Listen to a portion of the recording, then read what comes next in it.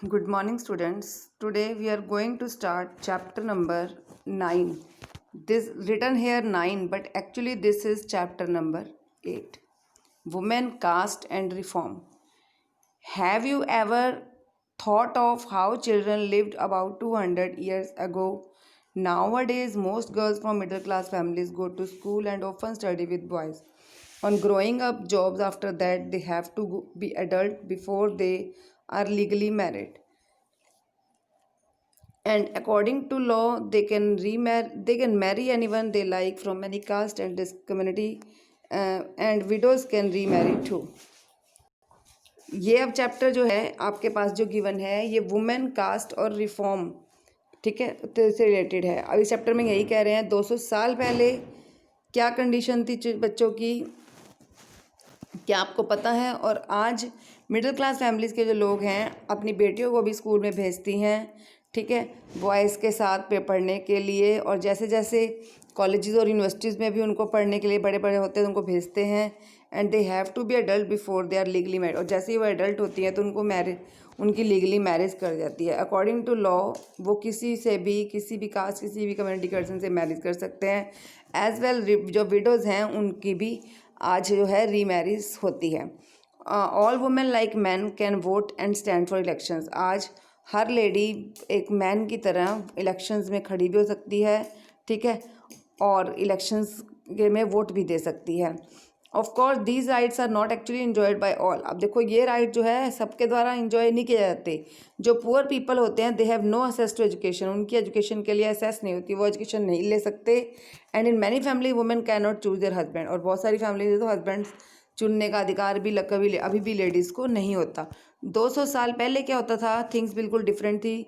बच्चों की, खासकर लड़कियों की जल्दी शादी कर दी जाती थी। हिंदू और मुस्लिम चाहे कोई भी पर्सन हो, ठीक है, वो एक से ज़्यादा वाइफ से शादी कर सकता था। In some parts of country widows were praised, और विडोज़ की तो प्रेज़ की जाती थी अगर वो अपने आप को अपने हस्बैंड के साथ बर्न कर देती थी तो उनकी प्रेज़ की जाती थी। इनको क्या बोलते हैं, सती।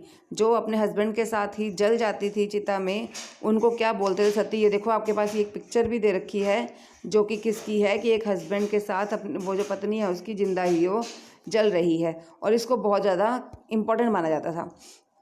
वेदर विलिंगली और अदरवाइज आर कॉल्ड सती, उनको सती बोलते थे, उनको वर्चुअस वुमेन बोला जाता था। Women right to property was also restricted. Women's को प्रॉपर्टी के ऊपर भी अपना कोई राइट नहीं मिला हुआ था, वो भी राइट उनके पास नहीं था, ठीक है। Women have no virtual access to education. In many parts of country people believe that if a women was educated she would become a widow. और ये माना जाता था कि अगर कोई लड़की पढ़ जाती है तो वो 100% फ्यूचर में विडो मतलब उसका हस्बैंड मर जाएगा, लोग ये मानते थे। Difference between man and women were not the only ones in society. अब देखो सोसाइटी में सिर्फ मैन और वुमेन में ही डिफरेंस नहीं था, बल्कि और भी डिफरेंस था। किस चीज़ का डिफरेंस था, that was the difference of caste. हमारे कंट्री में 4 कास्ट हुआ करती थी। नंबर 1 ब्राह्मण, नंबर 2 क्षत्रिय, नंबर 3 हमारे पास ये है वैश्यास, एंड नंबर 4 हमारे पास है शूद्रास। जो ब्राह्मण और क्षत्रिय थे ये अपर कास्ट के लोग माने जाते थे, ठीक है। और जो ट्रेडर्स और मनी लैंडर्स जो मतलब व्यापारी होते थे वो वैश्यास माने जाते थे। और जो आर्टिसंस वगैरह होते हैं, किसान होते हैं, लेबरर होते हैं, वीवर्स होते हैं, मिट्टी के बर्तन वगैरह बनाने वाले पॉटर्स वगैरह होते हैं, उनको हम शूद्रास माने जाते उनको शूद्रास कहा जाता था। और वो कंट्री का पॉल्यूटिंग पार्ट माने जाते थे। उनको लोग अनटचेबल भी मानते थे। अनटचेबल का मतलब क्या होता है, अछूत। मीन्स अगर कोई उनको सबसे लो कास्ट के लोग माना जाता था। और अगर कोई भी किसी मंदिर में, उनको मंदिर में जाने का भी अधिकार नहीं था, कुआं से पानी निकालने का भी अधिकार नहीं था, ठीक है। और ना ही उन कुआं पानी उनको तालाबों में, जिस तालाब में अपर कास्ट के लोग नहाते थे उनको नहाने का भी अधिकार नहीं था। और अगर वो ऐसा कुछ कर भी देते थे तो उनको अनटचेबल माना जाता था। इस तरह से वुमेन्स के अकॉर्डिंग तो जो डिस्क्रिमिनेशन है मैन और वुमेन में वो भी था, और हमारी कंट्री में कास्ट रिलेटेड डिफरेंसेस भी थे जो कि अभी हमने पढ़े 4 कास्ट को लेके। Now we will discuss the topic working towards change. अब देखो हमारी कंट्री में बहुत सारे चेंजेस आए, लोगों ने डिबेट्स करी, लोगों ने डिस्कशंस किए बहुत सारे सोशल कस्टम और प्रैक्टिसेस को चेंज करने से रिलेटेड। तो इसका मेन पॉइंट क्या था, देखो कैसे कैसे चेंजेस किए गए बुक्स में, न्यूज़पेपर में, मैगजीन में, पैम्फलेट्स में, इनके बारे में छापा जाने लगा कि ये सब चीज़ें जो हैं गलत हैं, कोई इस तरह का डिस्क्रिमिनेशन नहीं होना चाहिए और लाइफ में चेंजेस, लोगों की लाइफ चेंजेस होने चाहिए। अब वो चेंजेस किस किस इश्यू से रिलेटेड चेंजेस थे, जैसे कि देखो गिवन है social changes, political changes, economic changes, religious changes, बहुत सारी डिपेंड करके हमारी कंट्री में लोगों के व्यवहार में सोशल चेंज लाया गया।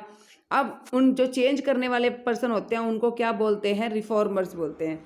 और सबसे पहला जो रिफॉर्मर जिसका नाम यहाँ पर आपको दिया गया है दैट इज़ राजा राम मोहन रॉय, ठीक है, जिन्होंने ब्रह्मो समाज या ब्रह्मो सभा की इन्वेंशन की थी। उन्होंने एक संस्था बनाई थी, एसोसिएशन बनाई थी, और उनका ये मानना था कि लोगों की लाइफ में चेंजेस आने चाहिए, ठीक है, और लोगों की लाइफ में चेंजेस आने चाहिए, समाज में चेंजेस आने चाहिए, कोई भी अनजस्ट मतलब जो अन्यायपूर्वक प्रैक्टिस है उसको ख़त्म किया जाना चाहिए, ठीक है। उनका ये मानना था कि इन चेंजेस से ही जो है लोग जो है ओल्ड प्रैक्टिसेस को और ओल्ड तरीका जो है वे ऑफ लाइफ जीने का उसको भी ख़त्म कर पाएंगे। तो मीन्स उनका ये कहना था कि लाइफ में चेंजेस बहुत ज़रूरी है। राजा राम मोहन रॉय ने क्या किया, वेस्टर्न एजुकेशन को बहुत इंपॉर्टेंट दी। उनका ये कहना था कि लोगों को वेस्टर्न एजुकेशन कंट्री में प्रोवाइड की जाए ताकि वो इक्वल फ्रीडम मिले उनको एक वुमेन की तरह, ठीक है, ताकि वुमेन को या फिर कह लो वुमेन को भी समाज में इक्वल फ्रीडम मिले, ठीक है। उसके बाद अगला टॉपिक है change the lifes of widows की लाइफ में चेंजेस। तो राजा राम मोहन रॉय ने वुमेन की लाइफ में भी चेंजेस को बहुत इंपॉर्टेंस दी थी।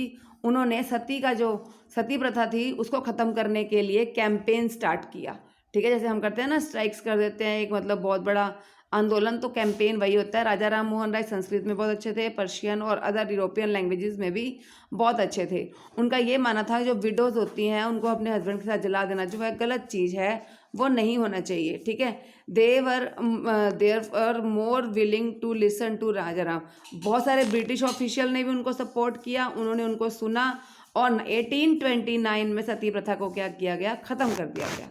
Clear, the strategy adopted by Raja Ram Mohan Roy was used by later reformers as well.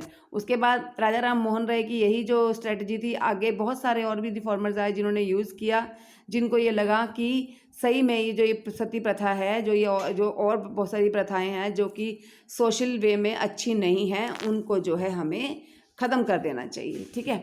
अब हम आगे पढ़ेंगे टॉपिक हमारे पास है कि आगे कौन है वो रिफॉर्मर। तो देखो वही रिफॉर्मर का नाम आ गया। हम अदर रिफॉर्मर जो बोल रहे थे दैट वाज ईश्वर चंद्र विद्यासागर, ठीक है। उनका यही मानना था कि विडो रीमैरिज होनी चाहिए, कि विडोज़ को जिंदा जलाने की बजाय उनकी रीमैरिज होनी चाहिए, और इसके लिए ब्रिटिश ऑफिशियल ने भी उनका साथ दिया। और उसके बाद जो है विडो रीमैरिज एक्ट पास किया गया, ठीक है। 1856 में लॉ बनाया गया था, देखो ये लिखा हुआ है 1856 में लॉ बनाया गया विडो रीमैरिज का। By the second half of the 19th century the movement in favour of widow remarriage spread to other parts of country. इस तरह धीरे धीरे वो पूरे देश में फैल गया। तेलुगु स्पीकिंग एरिया जो थे मद्रास प्रेसिडेंसी के, उनमें जो एक देखो दे रखा है वीरूसलिंगम, ठीक है, वीरूसलिंगम जो हैं उन्होंने भी विडो रीमैरिज को लेकर एक एसोसिएशन बनाई कि विडो रीमैरिज होनी चाहिए, जिसमें बहुत बड़े बड़े यंग इंटेलेक्चुअल विद्वान थे और भी बहुत सारे रिफॉर्मर्स थे एज वेल। उसके बाद और कौन आया, ईश्वर विद्यासागर के बाद कौन था, देखो सबसे पहले हमने पढ़ा ईश्वर चंद्र विद्यासागर, सबसे पहले राजा राम मोहन रॉय, उसके बाद हमने पढ़ा ईश्वर चंद्र विद्यासागर, उसके बाद हमने पढ़ा वीरूसलिंगम पंटालू आए, और उसके बाद आए स्वामी दयानंद सरस्वती जिन्होंने आर्य समाज की स्थापना भी की थी। उन्होंने भी विडो रीमैरिज को सपोर्ट किया। इस तरह से हालांकि देखो उन्होंने तो सपोर्ट किया, लेकिन फैमिली तो ऐसी की ऐसी है। अभी भी कई फैमिली के जो मेंबर्स थे वो अभी भी जो है उसको कम मानते, उसको अच्छा नहीं मानते थे। अभी भी विडो रीमैरिज का जो परसेंटेज था वो लो था, जो क्योंकि इसको अभी भी लोग जो है अपने आप ही सोसाइटी में एक्सेप्टेंस नहीं दे रहे थे, क्योंकि लोगों का जो कंजर्वेटिव माइंड है उनको ये करने ही नहीं दे रहा था। इसलिए अभी भी पूरी तरह से विडो रीमैरिज का जो रूल था वो अप्लाई नहीं हुआ था। आगे अब हम टॉपिक पढ़ेंगे girls begin to school. Next topic पढ़ेंगे हम इसे। Thank you.